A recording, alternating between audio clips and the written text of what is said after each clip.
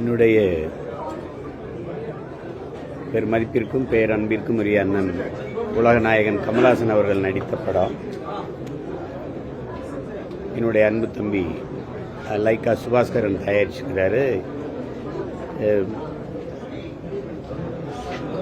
பெருமைக்குரிய இயக்குனர் சங்கர் அவர்கள் இயக்கிய இந்தியன் படத்தோட பாகம் 2 பார்த்தோம்.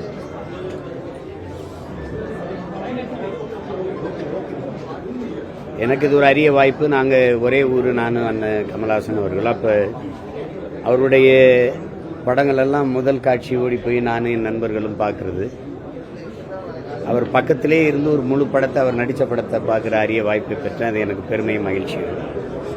பொதுவாக நம்ம எல்லாரும் திரைக்கலையை ஒரு பொழுதுபோக்கு இப்படிதான் நினைக்கிறோம். பொழுதை போக்குறதுக்கு இல்லை, நல்ல பொழுதாக ஆக்குறதுக்கு அப்படின்னு சில படைப்புகள் இருக்கு. திரைக்கலை என்பது அறிவியலின் ஒரு அழகான குழந்தை. அது ஒவ்வொரு தேசிய இனத்தின் அழகிய கலை முகம். அப்படிதான் பார்க்கணும்.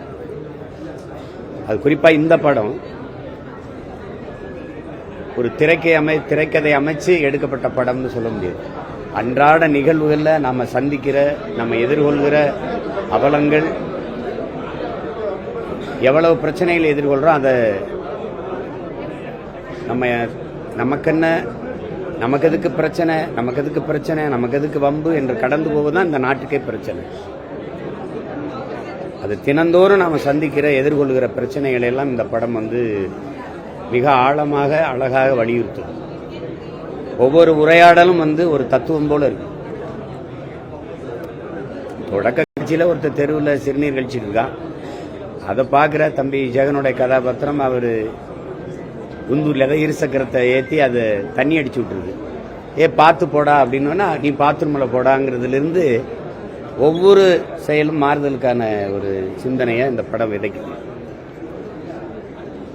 அதில் உங்களுக்கு தெரியும், அண்ணன் கமலஹாசன் அவர்கள் நடிப்பை நம்ம ஒவ்வொரு தோற்ற மாறுதலுக்கும் அவர் உடல் மொழியை மாற்றி அவர் நடிச்சிருக்கிற விதம். இதுக்கப்புறம் கூட நடித்த எல்லா கதாபாத்திரங்களுமே சிறப்பாக செஞ்சுருக்கிறாங்க. முதல் பாகத்துக்கு இதில் இருக்கிற வேறுபாடு என்னன்னா, ஒரு பிரச்சனை நமக்குள்ள ஒரு உளவியலாக ஒரு நோய் இருக்கு. இந்த பிரச்சனையை கேட்க யாராவது வரமாட்டாங்களா? இது யாராவது சரி செய்ய மாட்டாங்களா?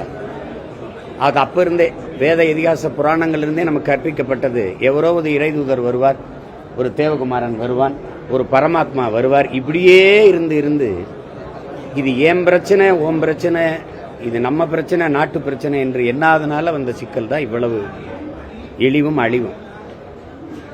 கண்ணு முன்னாடி நிலம் களவு போகுது, நீர் நஞ்சாகுது, காற்று நஞ்சாகுது, உணவு நஞ்சாகிட்டு இருக்கு. அதை பற்றி நம்ம கவலையே பண்ணல. ஆனால் அந்த படம் சொல்லுது, இப்போ யார் சரி செய்யறதுன்னு இருக்கு. சுத்தம் சுகம் தரும் என்று எல்லா சுகத்திலையும் எழுதி வைக்கிறாங்க. யார் இறங்கி கூட்டுறதுங்கிற கேள்வி யார்கிட்ட எழுது? அவரவர் வீட்டை சுத்தம் பண்ணுங்க, நாடு சுத்தமாயிருங்கிறதான் கோட்பாடு. அதை தான் படம் வலியுறுத்து. நாம வாழ்ற தெருவை கூட்டுவோம், தேசந்தானா சுத்தமாகும். இதை செஞ்சா நாடு சரியாயிடும். இது யாரோ வரணும்னு நினைக்கிறேன். என்னால முடியாத திரையில ஒரு கதாநாயகன் செய்யணும்னு நினைக்கிறேன். அதை செஞ்சா கைதட்டுறேன். இது உளவியல். ஆனா இந்த படம் என்ன சொல்லுது? நீ உன் வீட்டை சரி செய்யி. ஒரு இந்தியன் தாத்தா வரணும்னு நீ ஏன் எதிர்பார்த்துக்கிட்டு இருக்க? வரல, என்ன பண்ணுவ? அப்ப நீ சரி செய்யி. நாம் ஒவ்வொருத்தரும் பகத்சிங்கா, ஒவ்வொருத்தரும் சுபாஷ் சந்திர போஸா மாறுவதை தவிர இங்க வழி கிடையாது.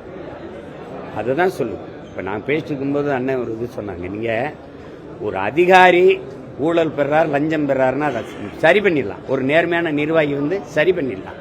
ஒரு அரசியல் தலைவன் ஊழல் செய்யறான், லஞ்சம் செய்யறான், மோசமான ஆட்சி செய்யறான்னா அதை மாற்றுவதற்கான வாய்ப்பு, வலிமை மக்கள்கிட்ட இருக்கு. அடுத்த 5 ஆண்டுல மாத்திடலாம், தூக்கி போட்டுடலாம். ஆனால் மக்கள் கரப்ட் ஆயிட்டா, மக்களே ஊழல் மயமாயிட்டு, லஞ்சமயமாயிட்டா ஒண்ணும் பண்ண முடியாது. ஒண்ணுமே பண்ண முடியாது. ஒரு குட்டை நஞ்சாயிருச்சு, ஒரு குளம் நஞ்சாயிருச்சு, ஒரு ஏரி நஞ்சாயிருச்சு, தண்ணியை எடுத்து ஊற்றிடலாம். ஒரு கிணறு நஞ்சாயிருச்சுன்னா தண்ணியை இறைச்சிட்டு வேற தண்ணியை நினைச்சிடலாம். கடலே விஷமாயிருச்சுன்னா என்ன பண்ணுவீங்க? அதனால மக்கள் தெளிவடையணும். மக்களுக்குள்ள இப்ப ஒரு இடம் வச்சுக்கிறீங்களேன், எங்க தெருவில் அந்த தெருவில் காசு கொடுத்துட்டு இந்த தெருவில் காசு கொடுக்காம போறீங்கன்னு மக்கள் தெருவில் இங்கே போராடும் போது ரொம்ப கஷ்டம். அப்ப மக்கள் மாறணும். மண்ணில் புரட்சி வருவதற்கு முன்பு மக்களின் மனத்தில் புரட்சி வரணும். அந்த மாற்றத்தை ஒரு திரைப்படம் செய்யணும்னு நினைக்கக்கூடாது, நம்ம ஒவ்வொருத்தரும் செய்யணும். ஆனால் இந்த படம் ஒரு ஆகச்சிறந்த விதையை ஒவ்வொரு இளைஞனுக்குள்ளேயும் விதைச்சிருக்கு. அது மிகுந்த பாராட்டுக்குரியது. திரைக்கதை அமைத்து இயக்கிய சங்கர் அவர்களுக்கும் அதில்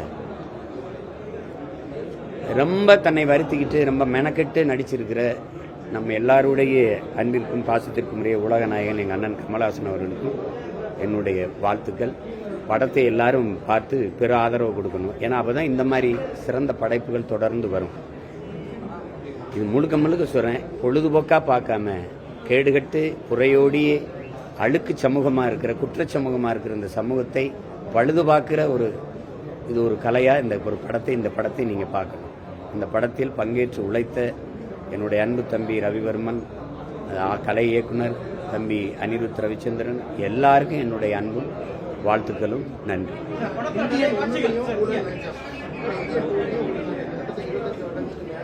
இல்லை, நீங்கள் தம்பி 75 வருஷமா ஊறி போன ஊழல் லஞ்சத்தை ஒரு படத்தில் ஒழிக்கணும்னு நீங்கள் நினைக்கிறீங்க? சரி, இந்தியன் 1 வந்துருச்சு, படம் முடிஞ்சிருச்சு, ஊழல் லஞ்சம் ஒழிஞ்சிருச்சான்னு கேட்டால் பதில் இருக்கா? இல்லை இல்லை, இன்னும் 10 படம் இன்னும் 100 படம் எடுத்தால் கூட இந்த ஊழல் லஞ்சத்தை ஒழிக்க முடியாது. நீங்கள் மாறணும் ஊழல் லஞ்சத்துக்கு எதிராக, நான் மாறணும், இவர் மாறணும், அவர் மாறணும். அப்போ ஒவ்வொருத்தரும் ஊழல் லஞ்சத்திற்கு எதிராக மாறினால்தான் மாறும். அதை தான் படம் வலியுறுத்து. அந்த படம் வந்துருச்சு போதும், நீங்க விடலையே, ஏன் ஊழல் லஞ்சம் ஒளியிலையே? இன்னைக்கு ஒளிஞ்சிருச்சா சொல்லுங்க. அப்புறம் அது இருக்கிற வரை இந்த தேவை இருக்கத்தானே செய்யுது, இந்த படத்துக்கான தேவை இருக்கத்தானே செய்யுது. நோய் இருக்கிறவ மருந்து தேவைப்படுது இல்ல, நோய் இருக்கு மருந்து வேற என்ன, அதுல சொல்லிட்டீங்களே இதுல சொல்றீங்களே, அப்படி சொல்ல முடியாது. அதனால நோய் தீர்ற வரை மாத்திரை கொடுத்தாகணும், மருந்து கொடுத்தாகணும்.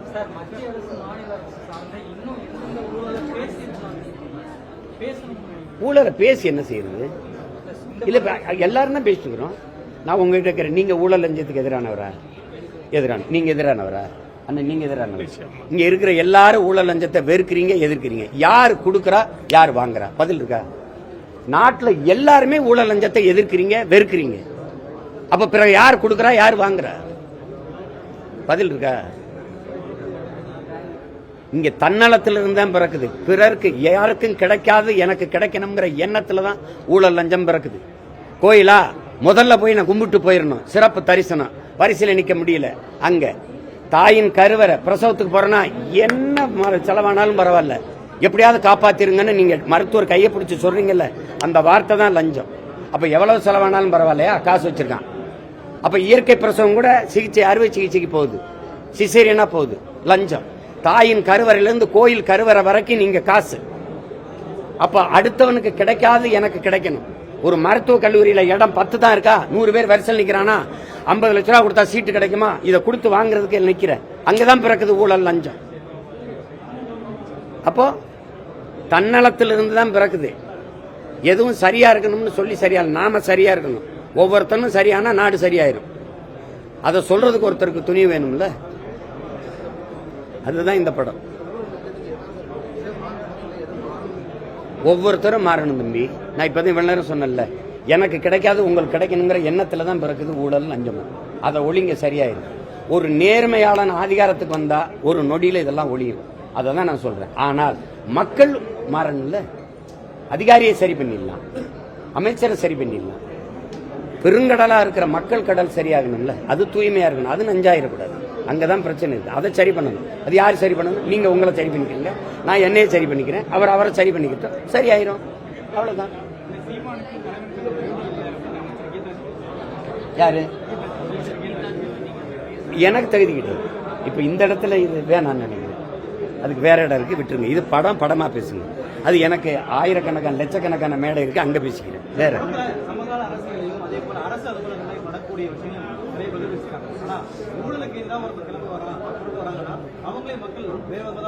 இது அப்படிதான். நீங்க இயேசுவை சிலுவர் எறியலையா, நபிகளை கல்லால் எடுத்து தெரியலையா? நபிகள் போய் கேட்கிறாரு, என்னையுமா எரிவாங்கன்னு கேட்கிறாரு. உன்னே தாண்டா முதல்ல எரிவாங்க. ஏன்னா நீங்க இங்க ஒரு அடிப்படை இருக்கு தம்பி. நல்லதை சொல்ல வந்தா நாத்திகம்பா, இல்லைன்னா நக்சலைட்டும்பா. நீங்க எந்த நல்லதை எடுத்தோன்னு கேட்டிருக்கிறீங்க. மக்களின் மனநிலை தான். தனக்கு பாதிப்பு ஏற்படும் பாருங்க. அந்த கதாபாத்திரம் பாருங்க தம்பி, இவரோட கதாபாத்திரம் சித்தார்த்தோடது. அவங்க அம்மா இறந்தவொடனே வந்து தனக்கு பாதிப்பு வந்தவொடனே. அப்படி ஒவ்வொருத்தரும் தன்னலத்தில் பார்க்கும்போது தான் சமரசம் செஞ்சு இந்த அடிமை சிந்தனை வந்துருது. அடிமை எப்படி உருவாகிறான்? அநீதியை எதிர்க்க துணிவில்லாதவன் சகித்துக் கொள்கிறான். தொடர்ச்சியா சகிக்கிறவன் அடிமையாயிடுறான். அப்படிதான் எது ஒன்றை இழக்க தயாராக இல்லாதவன் பிரிதொன்றை எப்படி அடைய முடியும்? மரணம் யாருக்கு நீங்கள?